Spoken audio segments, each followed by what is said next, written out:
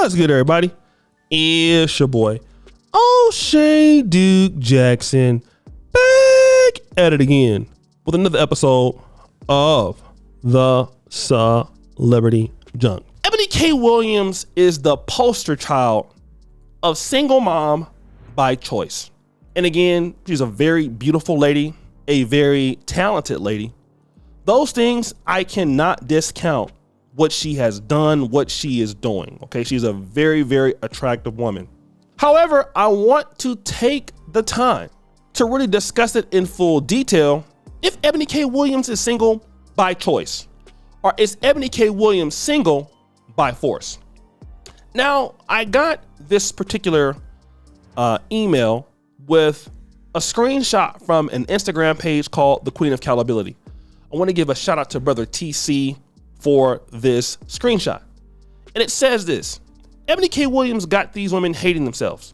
She hates black men and the thought of having kids with them. Do y'all realize she has a failed marriage and engagement under her belt?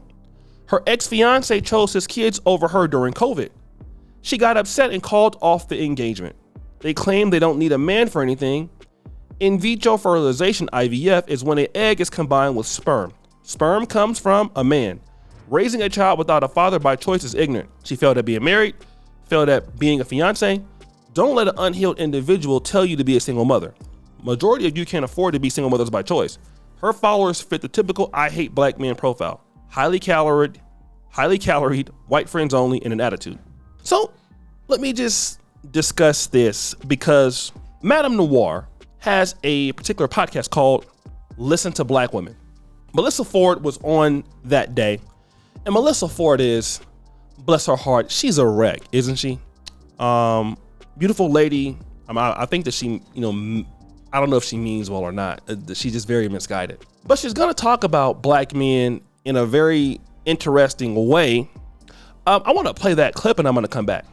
Black women's only option is to date black men. Oh, well. The conversation really never gets examined as to the other options that black women have. Right. You know, and listen, I understand wanting to be race loyal. I understand wanting to, if you're a black woman, you want to marry a black man, you want to have black children. I totally get it. But the reality of the situation is that I feel like, and I'm sorry if I'm offending anybody, I feel like black men don't really want to have the conversation that black women actually do have more options that are available to them than are ever kind of proposed. Yeah. Because yes, black men, sure, it might be a little bit more difficult, but if you are willing to date outside your race, the options open up.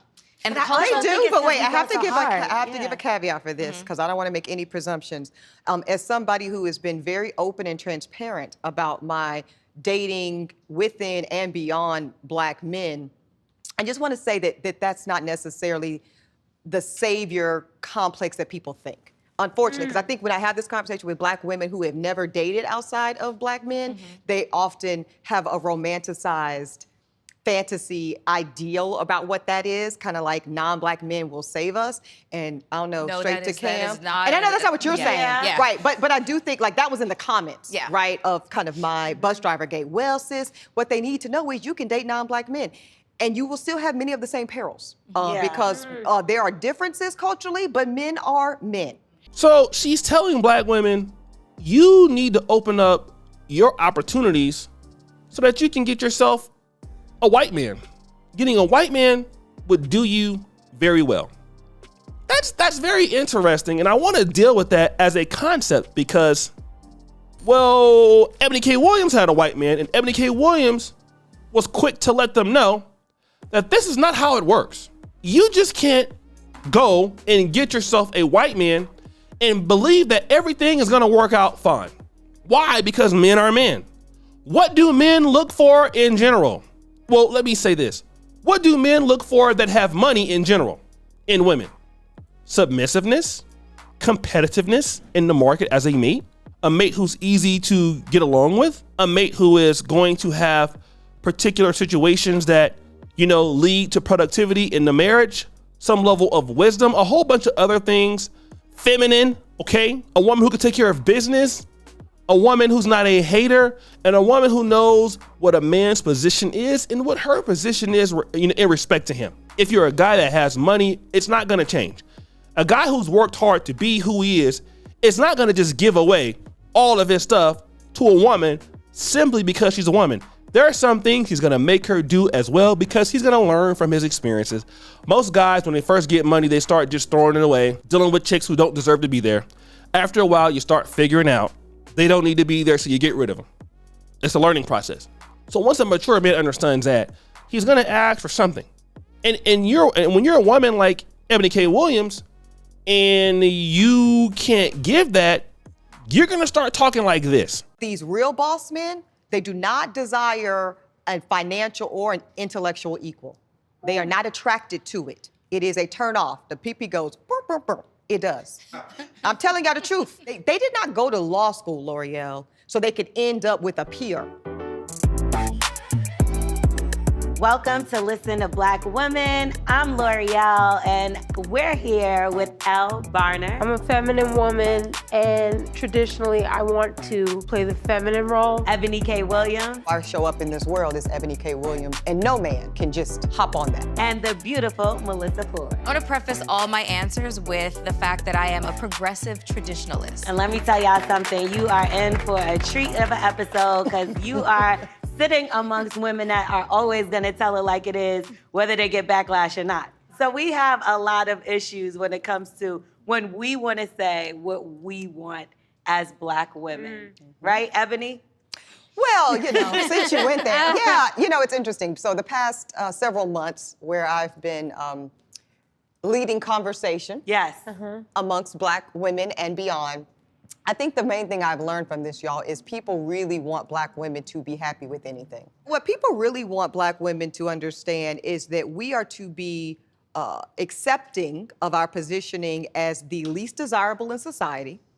We should get the memo that nobody really wants a Black woman. Thus, if anybody was to find themselves willing to take up with us, we should be happy, we should be grateful, and we should shut up about it.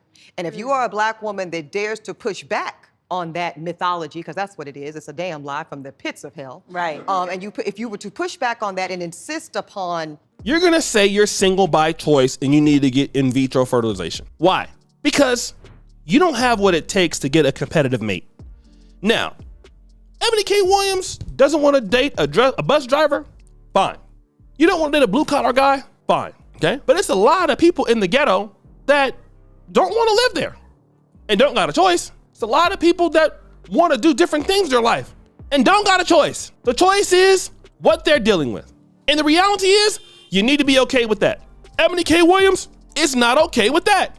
So she has an attitude issue. She has a problem, all right?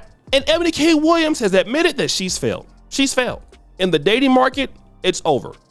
She doesn't have what it takes. You can mix it up as you want. You can talk about it as you want. Eboni K. Williams doesn't have what it takes anymore. The kind of men that she wants, she cannot get. So she's saying, you know what? I'm single by choice. Let me have a kid. Then these other women feel like, well, you know what? If she can do it, I can do it. I want to go out there and have a kid. These dudes can't do anything for me. Not looking at the fact that you're the problem, okay? Like, this is what I don't get about people, male or female. You think that you deserve something because you're you. Not that you've worked for it. Not that you have earned it. You have this skewed view of yourself as if you deserve to be someplace because it is you. And the reality is you don't have what it takes. You haven't looked at what the market is requiring of you, so you want to go ahead and do what Tia Mowry is doing. Making twerk videos, dancing all the time, hating on men. You want to do what Eboni K. Williams is doing, which is you can't be a wife to a rich guy. So what you want to do is go out there and get pregnant by yourself and thank God for that. When we know that in the scriptures, someone can interpret that as being a sin because you self-pregnated yourself. You didn't do it in the context of religion, but now you're using religion to thank God for something that would definitely be looked down upon. You had a kid out of wedlock, wherever you want to call it. You had a kid out of wedlock, and then you're going to raise a girl who's going to take some of your views into the future, which hurts the Black community. So guys, what do you think is your boy? O'Shea Duke Jackson. back at it again with an episode of The Celebrity Junk. Appreciate for all you do, Scotty Bell. We're out.